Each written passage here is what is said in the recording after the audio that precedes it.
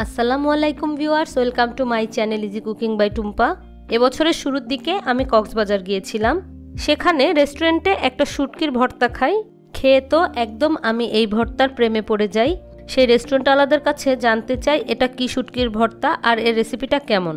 তারা আমাকে রেসিপিটি বলে এবং জানায় এটা ছুরি শুটকির ভর্তা। ব্যাস, আর আমাকে কেপায় একবারে শুটকি কিনে নিয়েই ঢাকায় ফিরি, আর বানিয়ে দেখি একদম সেই রকমই হয়েছে। তাই ভাবলাম আপনাদের সাথেও শেয়ার করি। চলুন তাহলে রেসিপিটি দেখে নিই। জন্য আমি এখানে কিছু ছুরি শুটকি নিয়ে নিয়েছি। আমি এটা কক্সবাজার থেকে এনেছি।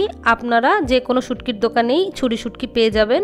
এবার এখান থেকে একটা করে শুটকি নিয়ে একটা কেচির সাহায্যে এমন লেজের দিকটা আর মাথার দিকটা কেটে ফেলে দেব।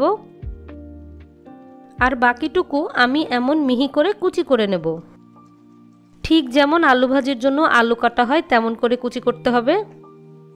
এই সম্পূর্ণ রেসিপির মধ্যে এই কাজটা একটু ধৈর্যের, কিন্তু এর স্বাদের কাছে এই শ্রম যেন কিছুই না। মাছগুলো কিন্তু কুচি কুচি করে কাটতে হবে, তা না হলে কিন্তু ভর্তার টেস্ট হবে না।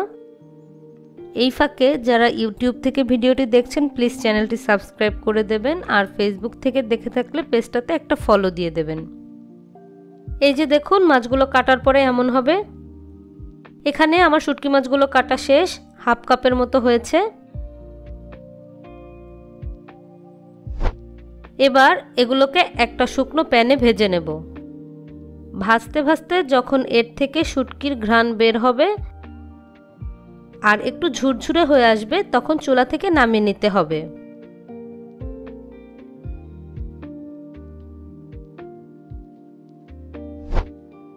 এবার এই ভাজা শুটকিগুলোকে একটা পাত্রে পানির মধ্যে দিয়ে দিচ্ছি। এখন এটাকে এই পানির মধ্যেই 2-3 মিনিট ভিজিয়ে রেখে দেব। 2-3 মিনিট পর কচলে 2-3 বার পানি পরিবর্তন করে ধুয়ে নেব। আবার চুলায় একটা প্যান বসিয়ে তাতে 1 টেবিল চামচ সয়াবিন তেল দিয়ে দিচ্ছি। এই তেলের মধ্যেই দিয়ে দিচ্ছি সেই ধুয়ে নেওয়া শুটকি। এবার একদম লো হিটে সময় নিয়ে এগুলোকে মুচমুচে করে ভাজতে হবে। এ সময় কিন্তু মোটেই চুলার জাল বাড়িয়ে তাড়াহুড়ো করা যাবে না, করলে এগুলো পুড়ে যাবে আর কাঁচাই থেকে যাবে। এই যে যখন এমন মুচমুচে হয়ে আসবে তখন এগুলোকে চুলা থেকে নামিয়ে নিতে হবে। এবার একটা বাটিতে আমি 4টা ভাজা শুকনা মরিচ নিয়ে নিচ্ছি।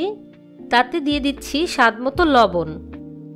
লবণ দিয়ে মরিচগুলোকে ভেঙে গুঁড়ো করে নিতে হবে। আপনারা আপনাদের পছন্দ অনুযায়ী এখানে ঝালটাকে কমিয়ে বাড়িয়ে ইউজ করতে পারেন। দিয়ে দিচ্ছি 1/3 কাপ কুচানো পেঁয়াজ, কিছু ধনিয়া পাতা কুচি, 1 টেবিল চামচ সরিষার তেল। এবার সবকিছু হাত দিয়ে কচলে একটু মিশিয়ে নিচ্ছি।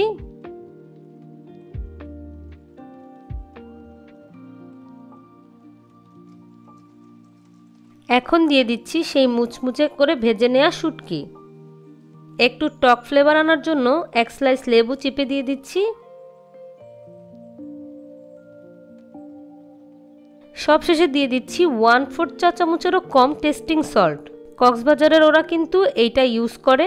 টেস্টিং সল্ট না দিয়েও এই ভর্তাটা খাওয়া যাবে, কিন্তু একদম কক্সবাজারের মতো টেস্ট পেতে হলে টেস্টিং সল্টটা ইউজ করতে হবে। এবার সবকিছু ভালোভাবে মিশিয়ে নিলেই খাওয়ার জন্য রেডি। একবার এভাবে বানিয়ে খেয়ে দেখুন, একদম এর প্রেমে পড়ে যাবেন। প্রেমে না পড়লে কমেন্ট করে জানাবেন, আর হ্যাঁ, পড়লেও কিন্তু জানায়েন। আজকের মতো এ পর্যন্তই। আল্লাহ হাফেজ।